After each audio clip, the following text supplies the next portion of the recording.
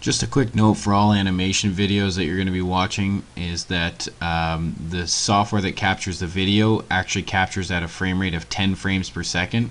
So it's going to look choppy no matter what in these videos, but once you actually run it in your program, you're going to find that things move a lot smoother and cleaner.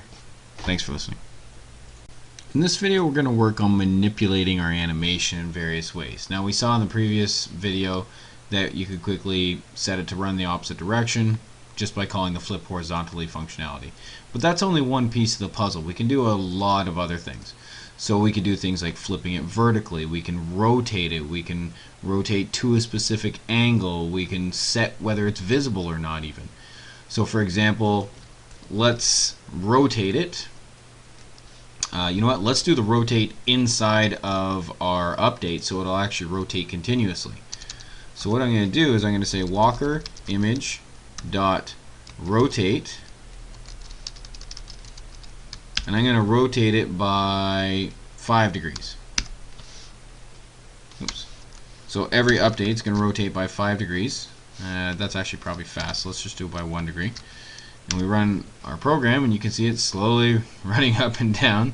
Looks a little crazy, but we have the ability to do it. Looks like he's running on a one of those hamster wheels or something like that. But we do have that option. We could do something silly like set visible. Sometimes you may want to do that. You may want your character to set it visible. We can set it visible to false. Oops. And you're not even going to see the animation. It's still there, but you can't see it. We could set transparency.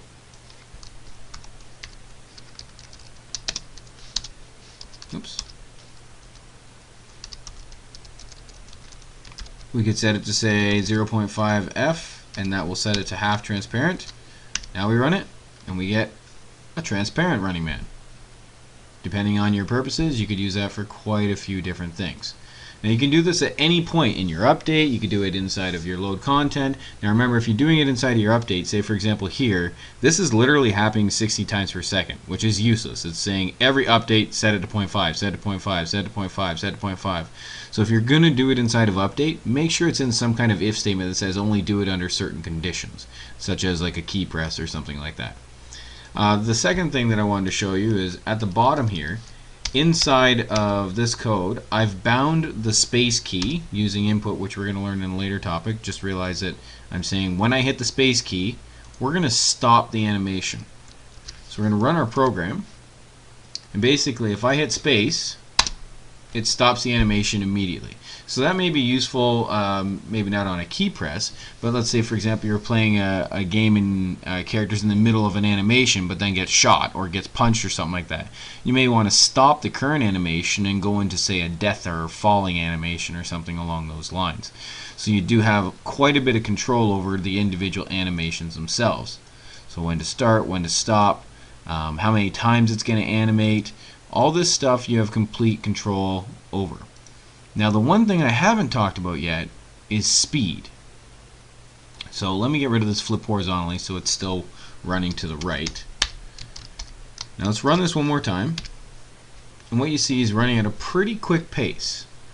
Now we see the mushroom still moving over here as well. And I did this intentionally because if I want, I could slow the whole game down just by setting at a lower frame rate because our animation is 30 frames per second.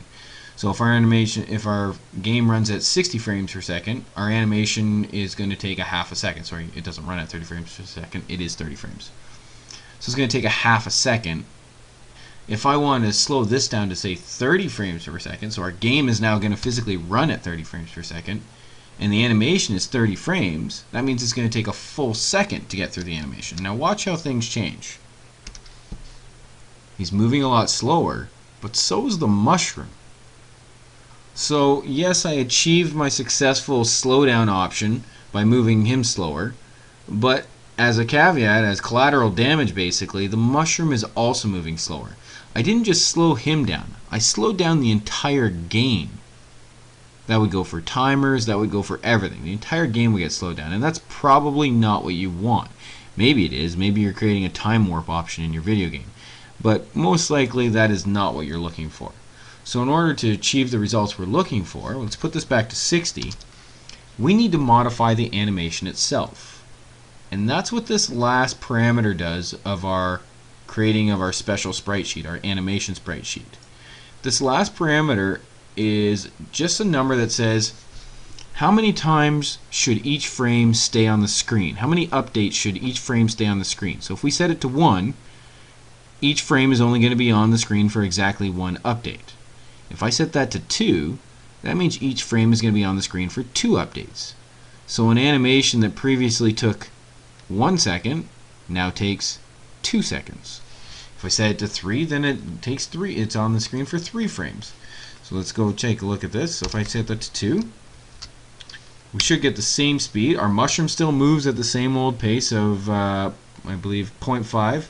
X speed is equal to 0.5. But the animation is slower now. Let me just put that back to 1 so you can see the difference. Moves quite a bit quicker. Very easy to see. Now let's put it at 5. That means each frame is going to be on the screen for 5 updates. So it's going to look incredibly slow. Boom. And it looks really choppy and slow because our eye is not being fooled by the motion as much anymore. We can actually see the animation moving. It doesn't look real to us anymore. As opposed to our, again, back to 1. And that looks like a nice smooth system. So we're going to leave this for now, and that should cover all of our animation and how we can manipulate those animations. And remember, for every animation, you need its own screenshot. Or sorry, not screenshot, you need its own sprite sheet. And each sprite sheet is going to be able to be controlled and manipulated on an individual basis. Whether that's a stop animation, whether that's drawing, whatever you want to do.